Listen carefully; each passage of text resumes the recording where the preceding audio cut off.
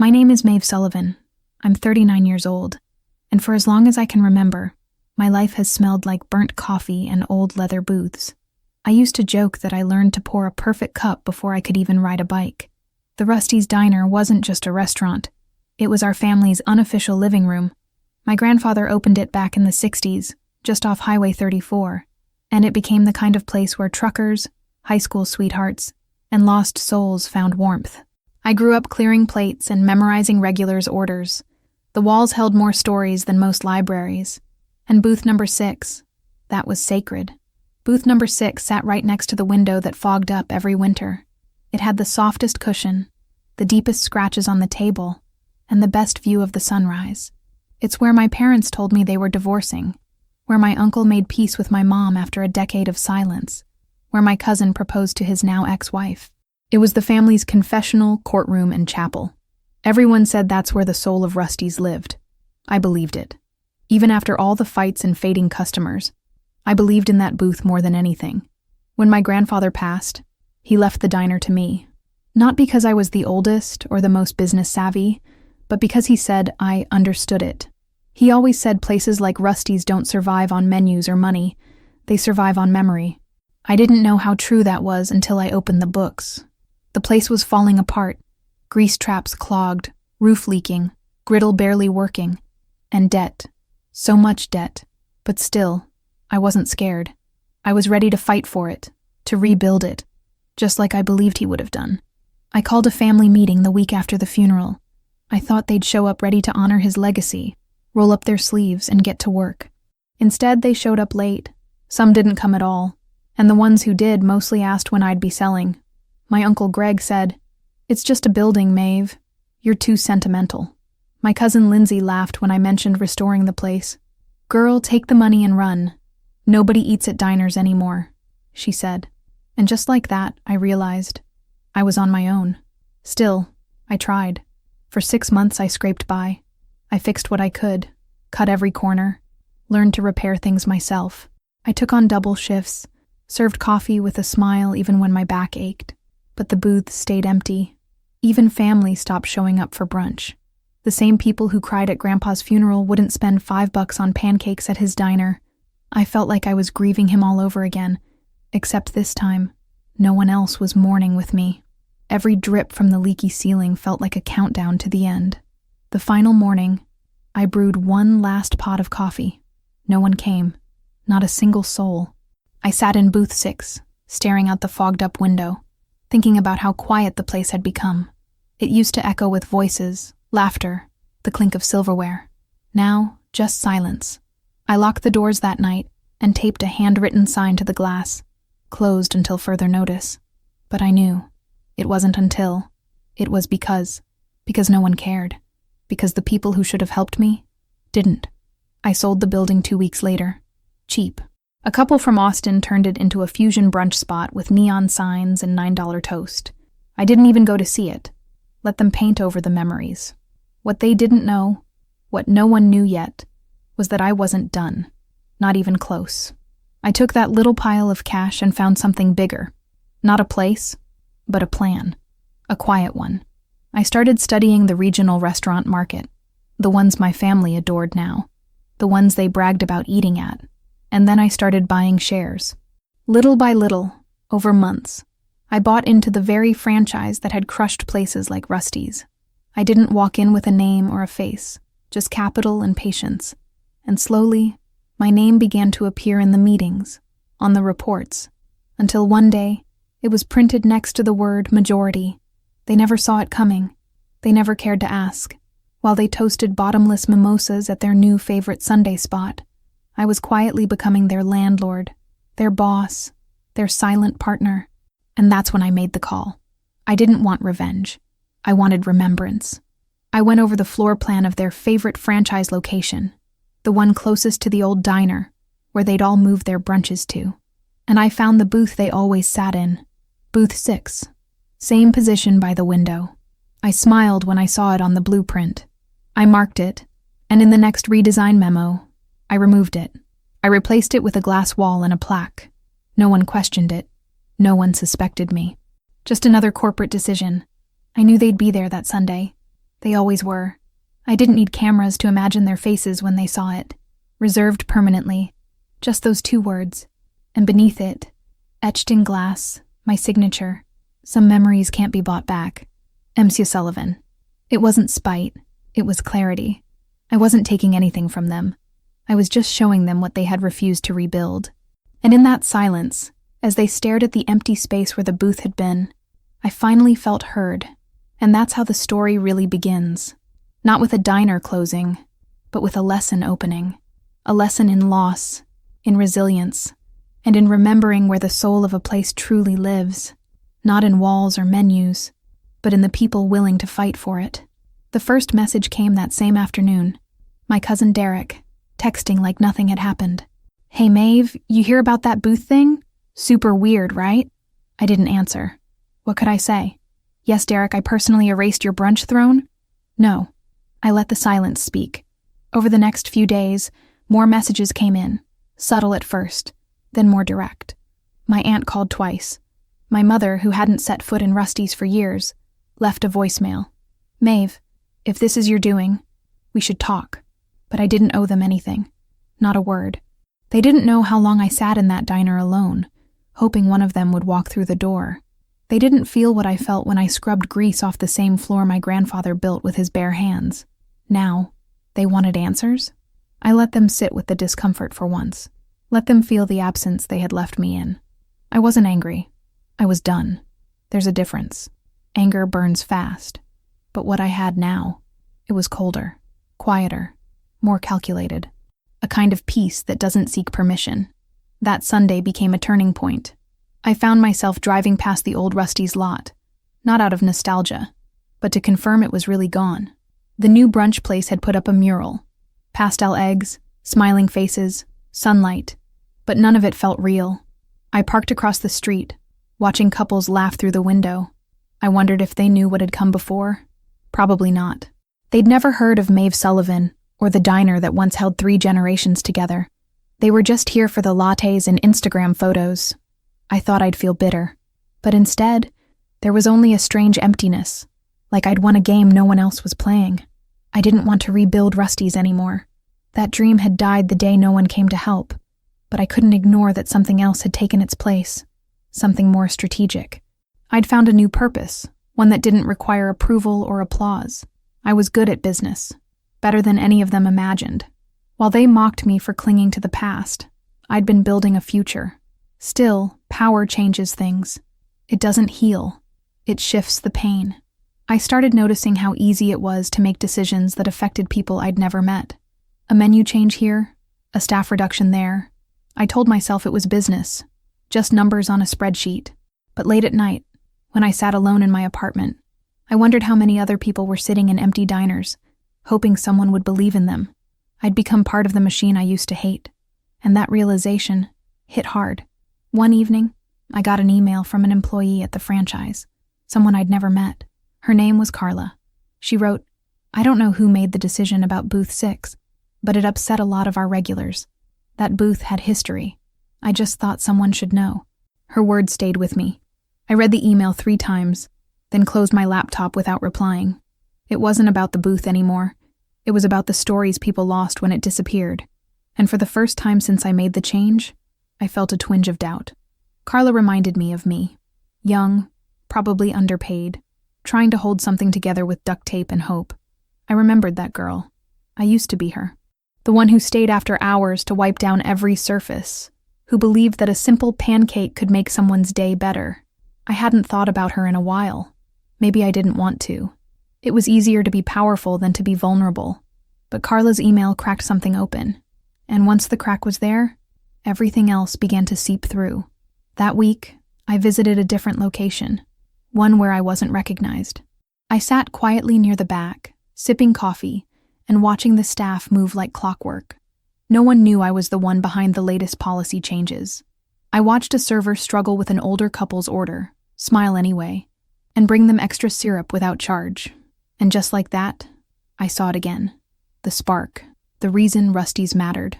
Not the building, not even the booth, but the people who showed up again and again, trying to make something meaningful. I started collecting stories. From employees, customers, old photos I found online. I didn't know why yet, only that it felt necessary. I'd removed a booth, but maybe I hadn't erased everything. Maybe memory, like love, just changes shape. I printed Carla's email and pinned it above my desk. Not as a warning, but as a reminder. You can own the floor plan of a place, but never its soul. And for the first time in months, I felt something close to purpose. Not revenge, not pride, something deeper. So I wrote back, "Thank you, Carla. You're right. Some places deserve more than silence. Let's talk." Carla's reply came fast, maybe too fast. "I didn't think you'd actually respond," she wrote. "Thank you. I just didn't want the booth to disappear without anyone noticing." I smiled when I read that. It reminded me of something Grandpa once said. People don't miss things until they're gone, but the good ones always notice. Carla was one of the good ones. She suggested we meet at her location during a slow shift. I agreed, anonymously at first. I wasn't ready to walk in as the boss. I needed to arrive as Maeve. She was younger than I expected. Early 20s, hair pulled back in a messy bun, sleeves rolled up. The kind of worker who doesn't wait to be told what needs doing. She greeted me like any other customer, and I let the charade play out for a while.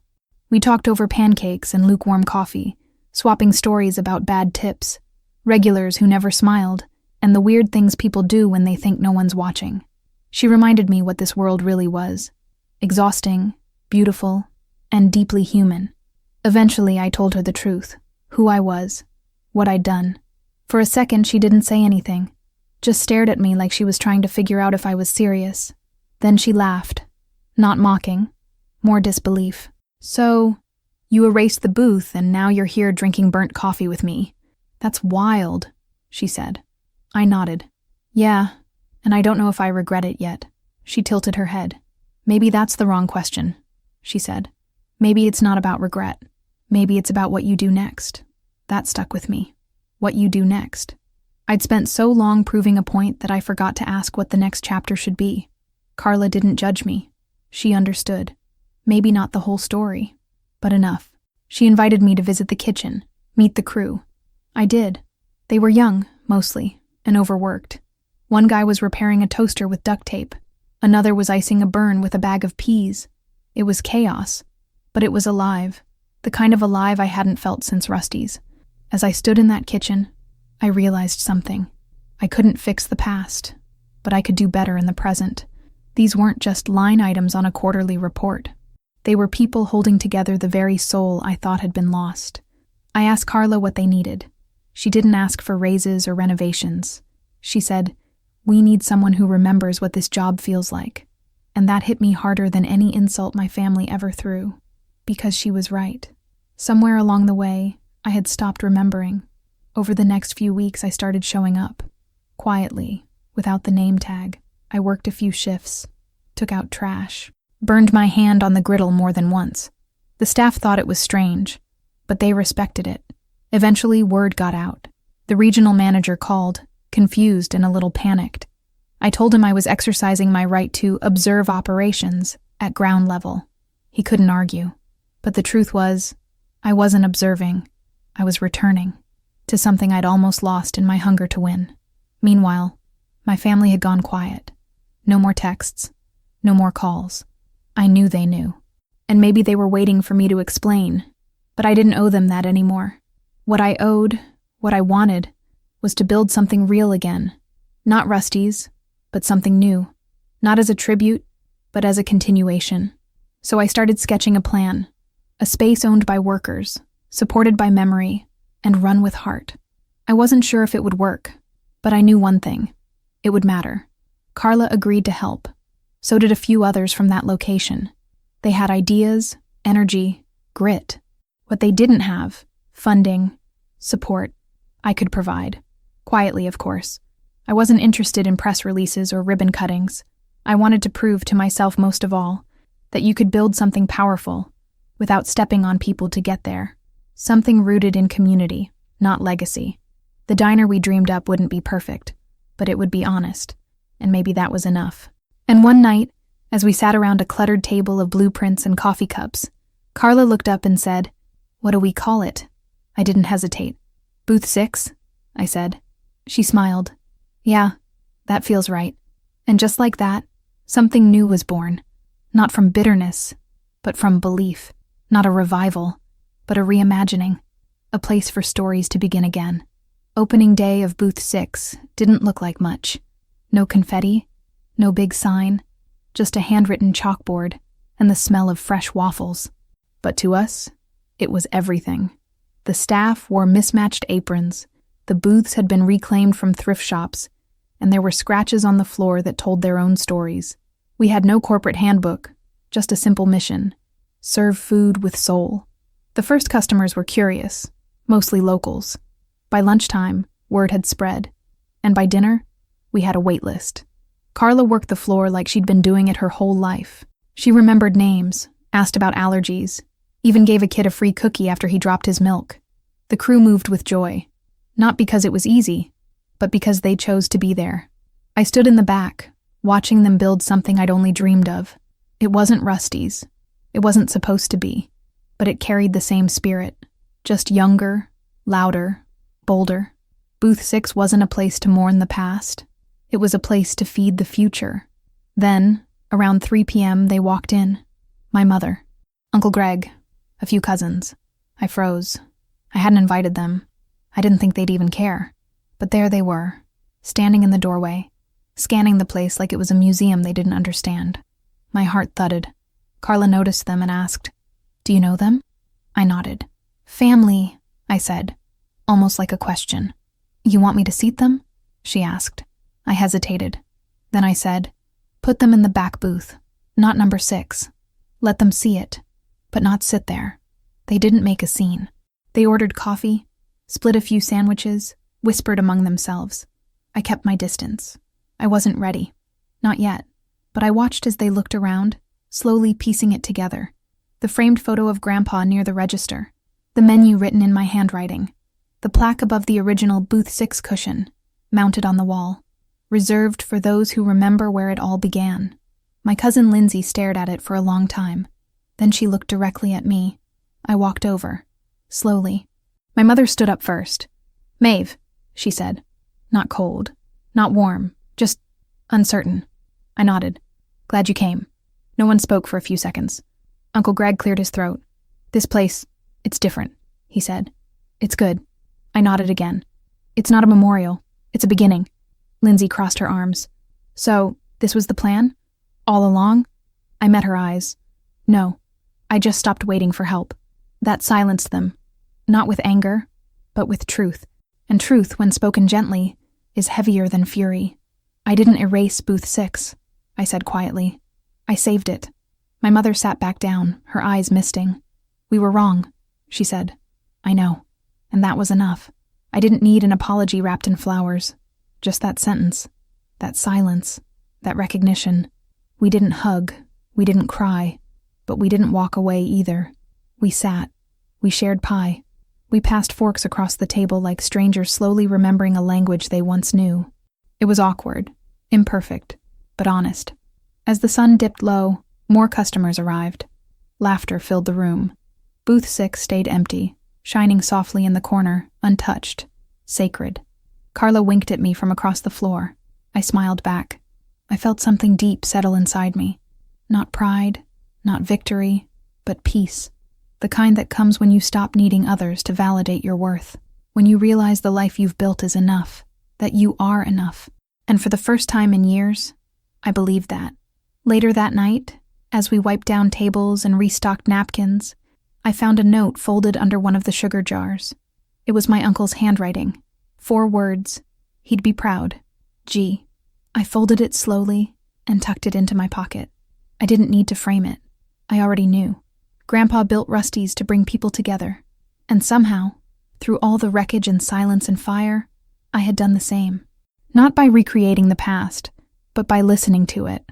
The diner didn't save me. I saved myself. And then, I saved something more.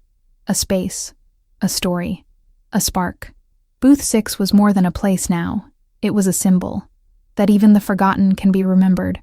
That even the underestimated can rise. That even when no one shows up, you can still open the door, turn on the lights, and start again. And sometimes, If you're lucky, they come back, not to take credit, but to witness what love really built. And if they don't, you still keep the booth open, just in case.